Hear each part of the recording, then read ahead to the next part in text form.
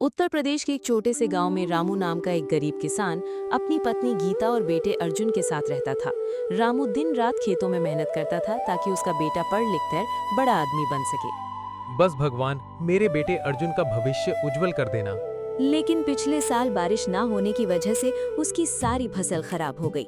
मजबूरी में उसे गांव के साहूकार हरिराम से 30,000 रुपए उधार लेने पड़े। सुन रामू, 1 महीने के अंदर पैसे वापस चाहिए, नहीं तो तेरा खेत मेरा हो जाएगा। हरिराम भाई, थोड़ा समय और दे दो, मैं मेहनत करके सब पैसे लौटा दूंगा। हमारा नाम हरिराम जरूर है, लेकिन दिल में दया बिल्कुल नहीं है। उदास रामू घर लौटाता है।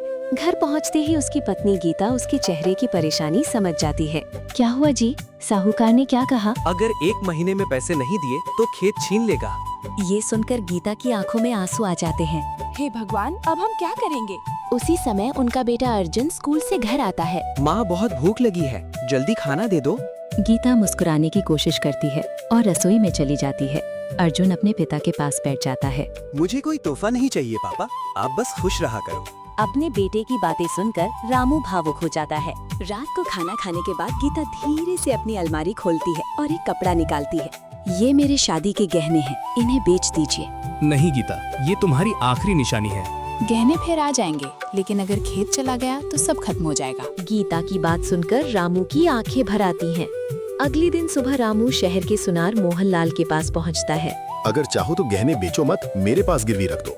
क्या सच में ऐसा हो सकता है? हाँ बेटा, मैं तुम्हें 70,000 रुपए दे दूंगा, लेकिन 1 साल में पैसे लौटाने होंगे। रामू खुशी खुशी पैसे लेकर घर लौटता है। इतने सारे पैसे? भगवान ने हमारी मदद कर दी गीता, गहने अभी भी हमारे हैं। दोनों भगवान का धन्यवाद करते हैं। अगले दिन रामू साहूकार हरिराम के घर पहुंचता है। आ गया खेत छोड़ने? नहीं, अपना कर्ज चुकाने। रामू पैसों की थैली हरिराम के सामने रख देता है। इतने पैसे कहाँ से लाया? मेहनत और ईमानदारी से। समय बीतता गया। अर्जुन पढ़ाई में बहुत तेज निकला।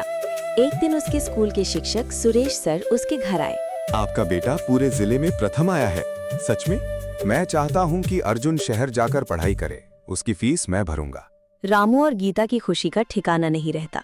कुछ वर्षों बाद अर्जुन शहर में पढ़ाई करके बड़ा अफसर बन जाता है। एक दिन वो गांव वापस लौटता है। पापा, अब आपको खेतों में मेहनत करने की जरूरत नहीं है। बेटा, ये सब तेरी मेहनत का फल है। तभी गांव वाले तालियां बजाने लगते हैं। रामू, मुझे माफ कर दो, मैंने तुम्हें बहुत परेशान किया। कोई बात नहीं हरिराम भाई, इंसान से गलती हो जाती है। उस दिन पूरे गांव को समझ आ गया कि गरीबी इंसान को कमजोर नहीं बनाती, बल्कि मेहनत और परिवार का साथ इंसान को सबसे मजबूत बना देता है। जिस घर में माँ बाप का आशीर्वाद और मेहनत हो, वहाँ एक दिन जरूर खुशियाँ आती हैं।